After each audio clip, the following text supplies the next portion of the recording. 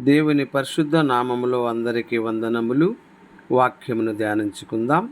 ప్రసంగి 11వ అధ్యాయము 9వ వచనము నుండి, యవ్వనుడా, నీ యవ్వనమందు సంతోషపడము, నీ యవ్వన కాలమందు నీ హృదయము సంతుష్టి ఉండనిమ్ము.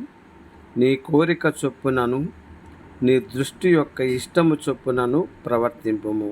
అయితే వీటన్నిటిని బట్టి దేవుడు నిన్ను తీర్పులోనని జ్ఞాపకము ఉంచుకొనుము.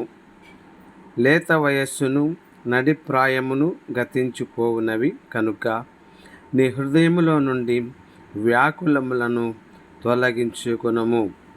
నీ దేహమును చెరుపు దానిని తొలగించుకొనుము.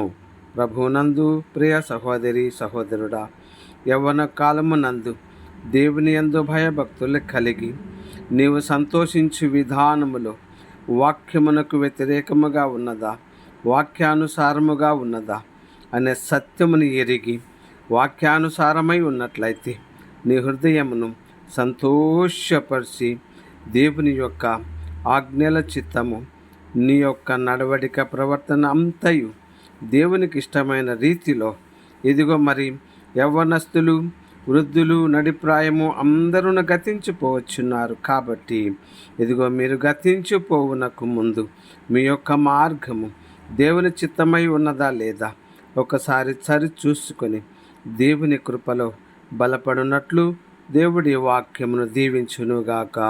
ఆమెన్.